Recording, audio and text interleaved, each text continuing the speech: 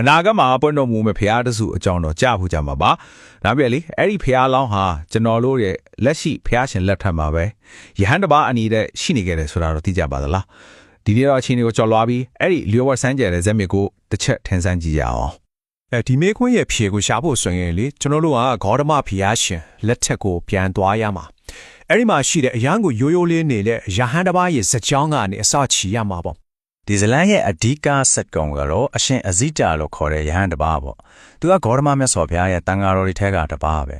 အပေါ်ယံကြည့်ရင်တော့တာမန်ယဟန်တပါးလိုပါပဲဒါပေမဲ့မြတ်စွာဘုရားကတော့သူ့ရဲ့ရိုးရိုးသင်္ကန်းလေးနောက်ွယ်မှာအတိုင်းအဆမရှိရဲ့ကံကြမ္မာကြီးတစ်ခုရှိနေတာကိုသိပြီးသားအဲ့တော့မြတ်စွာဘုရားကသူ့ရဲ့တပည့်တွေကိုဟေးဒီယဟန်ကိုမထီမဲ့မီမလောက်ကြနဲ့နော်ဆိုပြီးမိန့်ကြားလိုက်တဲ့အခါဘဲကလူလီဘလောက်တောင်အံ့ဩသွားမလဲစဉ်းစားကြည့်လေတာမန်ယဟန်လေးတပါးကိုဘာဖြစ်လို့ဒီလောက်တောင်အလေးထားပြီးပြောရတာလဲသူ့နောက်ကွယ်မှာဘလို့ဆလမ်မျိုးများချီနေလို့လဲဒီအဖြေကိုတိရကိုကတော့လေသူ့ရဲ့အတိတ်ဘဝလေးစီကိုပြန်လည်ကြည့်မှာဖြစ်မှာဖျားတဆူဖြစ်လာဟုဆိုတာကလေဘဝတစ်ခုတည်းနဲ့ကောက်ခါငင်ခါဖြစ်လာကမျိုးမှမဟုတ်တာဒါကကဘာပေါင်းများစွာအချင်းအချာကြီးစူးစောင်းလာခဲ့တဲ့ကုသိုလ်ထူးတွေရဲ့နောက်ဆုံးရလိုက်ပဲလေအဇိတရဲ့ခီးကလည်းအဲ့ဒီလိုပါပဲသူ့ရဲ့ဒီလောက်ကြီးမြတ်တဲ့ကံကြမ္မာရဲ့ဥမိကိုသူဘလို့တဲ့ချခဲ့တယ်လဲဆိုတာလာကြည့်လိုက်ကြရအောင်သူ့ရဲ့အတိတ်ဘဝတွေထဲကအထင်ရှားဆုံးတောင်းကိုပဲရွေးပြီးကြည့်ရအောင်ပထမဆုံးဘရုမအမင်းဘဝမှာပေါ့တန်ဃာတော်တွေအတွက်ကြောင်းထင်ခါနေလူခဲ့တယ်ဒါကသာသနာကိုထောက်ပံ့ခြင်းနဲ့သူ့ရဲ့စိတ်ကိုပြတာပဲနော်ဗမာဘဝေမင်းဘဝမှာကျတော့ယရနာမဏကြီးနဲ့ဖျားရှင်ကိုပူဇော်ခဲ့ပြန်ရောနောက်ဆုံးပပဗန္တမင်းဘဝမှာတော့အကြီးမားဖို့စွန့်လွတ်မှုကိုလုပ်ခဲ့တယ်လောကီစီစိတ်အားလုံးထဲပိုကြီးမြတ်တဲ့အရာကိုရှာဖို့သူ့ပိုင်ဆိုင်သမျှအကုန်လုံးကိုစွန့်လွတ်ထဲတာဒီလူတစ်ခုချင်းစီဟာသူ့ရဲ့ပါရမီခေးလန်းအတွက်ရေးပါတဲ့မတ်တိုင်တွေလိုပါပဲဒါပေမဲ့လေအကြီးမားဆုံးစွန့်လွတ်မှုကတော့အဲ့ဒီပပဝန္တာမင်းဘဝမှာဖြစ်ခဲ့တာစီးဆိုင်လေတန်ခုအာနာတွေအားလုံးကိုစွန့်လွတ်ပြီးယတနာကာဆိုတဲ့နာမည်နဲ့ယဟန်ဘဝကိုခံယူခဲ့တယ်ဒါကတကယ့်ကိုအစုံဖြတ်ပေးတဲ့အခိုက်အတန့်ပဲလောကီစီးဆိုင်ကိုစွန့်ပြီးလောကုတ္တရာလမ်းကိုရွေးချယ်လိုက်တာပေါ့အဲ့ဒီယဟန်ဘဝမှာပဲမဟုတ်တဖျားရှင်ရှိတော်မောင်မှာတမိုင်းဝင်စူပါမှုကြီးတစ်ခုကိုသူပြုလုပ်ခဲ့တယ်အဲ့ဒါကတော့ဘော်ဒီတက်တာဂတိတဆာလို့ခေါ်တယ်ဆိုလိုတာကကိုတယောက်တည်းနိဗ္ဗာန်ဝင်ဖို့မဟုတ်တော့ဘူးတတဝအားလုံးကိုကယ်တင်ဖို့အတွက်ဖျားဖြစ်ပါစေလို့ဆုတောင်းအဓိဌာန်ပြုလိုက်တာအဲ့ဒီဂတိတဆာကပဲသူ့ရဲ့ကံကြမ္မာကိုအပိတန်ထမှတ်ပေးလိုက်တော့တာပဲ16တင်ကျင်နဲ့ကဘာကတဲ့ဒီကနန်းဒီကကျွန်တော်တို့စိတ်ကူးနဲ့တောင်လိုက်လို့မမြင်အောင်ကြီးမားလို့နဲ့နော်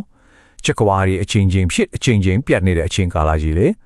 အဲ့လောက်ရှေ့ကြလွန်းလာတဲ့အချင်းတစ်လျှောက်လုံးမှာသူကရီမန်းချက်တစ်ခုတည်းကိုပဲဖျားဖြည့်ဆိုတဲ့ရီမန်းချက်တစ်ခုတည်းကိုပဲမယိမ့်မယိုင်ဖြည့်ခြင်းနေတဲ့တာအဲ့ဒီလိုမရေမတွက်နိုင်တဲ့ကာလလေးပါရမီဖြည့်ခြင်းခဲပြီးတဲ့နောက်မှာတော့ဇလန်းကဂေါတမဖျားရှင်လက်ထက်ကိုပြန်ရောက်လာပြီဒီဘဝမှာပဲမြတ်စွာဘုရားကိုယ်တိုင်ကသူ့ကိုအတိမပြုလိုက်ပြီအဲ့ဒီနောက်မှာပဲသူ့ရဲ့ကံကြမ္မာကိုအဆုံးအဖြတ်ပေးမဲ့နောက်ဆုံးအလူတစ်ခုကိုပြုလုပ်ဖို့အချိန်ကြာလာတော့တာပေါ့သူ့ရဲ့အလူကကြီးလိုက်ရင်တော့တိတ်ရုပ်ရှင်ပါတယ်ရွှေတင်ကန်းတစ်ထည်ကိုရလာတယ်အဲ့ဒါကိုမြတ်စွာဘုရားရဲ့အကြောင်းတော်မှာမင်းနာချက်အဖြစ်သွားလို့လိုက်တာဒါပေမဲ့အလေးကြီးတာကအလူဝတ္ထုမဟုတ်ဘူးဗျာသူ့ရဲ့စေတနာပြီးတော့အဲ့ဒီအလူနဲ့အတူပြုခဲ့တဲ့ဆူတောင်းပဲဒါကသူ့ရဲ့နှစ်ပေါင်းများစွာဖြည့်ကျင့်လာတဲ့ပါရမီတွေကိုအထွတ်ထဲကိုပို့ဆောင်ပေးလိုက်တဲ့လုပ်ရဖြစ်သွားခဲ့တယ်ပြီးတော့သူတောင်းတဲ့ဆူကလည်းကြည်ပါအောင်တာမန်ဆူတောင်းမျိုးမဟုတ်ဘူးဒီလူရဲ့အကျိုးကြောင့်ဖျားဖြစ်တဲ့အခါမှာယတနာမျိုးစုံနဲ့ပြီးတဲ့မိုးကမျက်နှာချက်ကြီးဖြစ်ပါစေဖျားတယ်ဒါကရိုးရိုးဆူတောင်းတစ်ခုမဟုတ်တော့ဘူးလေသူ့ရဲ့အနာဂတ်ဖျားဘဝမှာဘလောက်တောင်ဖုံးထင်ကိုကြီးမားမယ်ဆိုတာကိုပုံဖော်လိုက်တဲ့တိကျတဲ့အထီးထန်တစ်ခုဖြစ်နေကြတာအစိတရဟန်ရဲ့ဒီလောက်ခမ်းနားတဲ့အလူနဲ့ဆူတောင်းကိုမြင်လိုက်ရတဲ့အခါ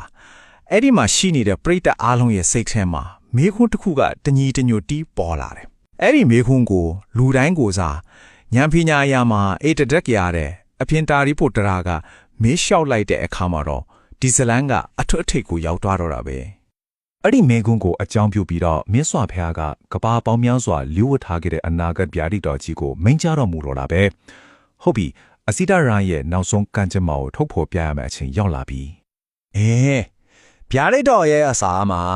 မျောလင်းချက်တစ်ခုတည်းတော့မဟုတ်ဘူးအဆုံးသတ်တစ်ခုအကြောင်းလည်းပါလာတယ်မြတ်စွာဘုရားရဲ့သာသနာတော်ဟာနှစ်ပေါင်း9000ပြည့်တဲ့အခါထဖြည်းဖြည်းမေးမိန်ပြီးကွယ်ပြောက်သွားမယ်လောကကြီးမှာအမောင်ကြားတဲ့အချိန်ကာလတစ်ခုခဏရောက်လာမယ်ဒါပေမဲ့လေအဲ့ဒီအမောင်ကခြာဝရတော့မဟုတ်ဘူး အဲ့ဒါကဖျားတဆူအသစ်ပွင့်ထုံးလာဖို့အတွက်အကျိုးကာလသက်သက်ပဲဖြစ်တယ် မြတ်စွာဘုရားကဒီလိုဗျာဒိတ်ပေးခဲ့ပါတယ်ငါဖျားရဲ့သာသနာတော်ကွယ်ဖြတ်ပြီးနောက်မှာလောကကြီးကပြန်လဲပြင်ဆင်ခြင်းတစ်ခုကိုဖြတ်တန်းရလိမ့်မယ်အဲ့ဒီအချိန်ကြာမှာဒီဟန်အစ်တာလူပြေမှာပြန်လဲမွေးဖွားပြီးတစ္ဆာ၄ပါးကိုကိုယ်တိုင်သိမြင်ကမေတ္တရာအမိနဲ့ဘုရားဆင့်စစ်ဖြစ်လိမ့်မယ်ဒါဟာကဘာပေါင်းများစွာကြာမြင့်ခဲ့တဲ့ခီးရဲ့အဆုံးသက်ဗျာဒိတ်တော်မှာပဲ အဲ့ဒီတော့ဒီဇလန်းတစ်ခုလုံးကကျွန်တော်တို့ကိုမဲကုန်းတစ်ခုပြန်မဲနေတယ်လို့ပဲဘဝပါများစွာ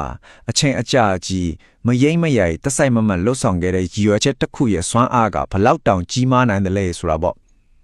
အာစီတာယဟန်ရဲ့ခရီးရှည်ကြီးကတက်တဲ့ပြားနေတာကတော့မှန်ကန်တဲ့စေတနာရဲ့မစုံမနစ်တဲ့ဇွဲလုံးလာရဲ့သာရှိရင်အချိန်နဲ့စัจ java လာကိုတောင်ကြော်လွားနိုင်တယ်ဆိုတာပါပဲ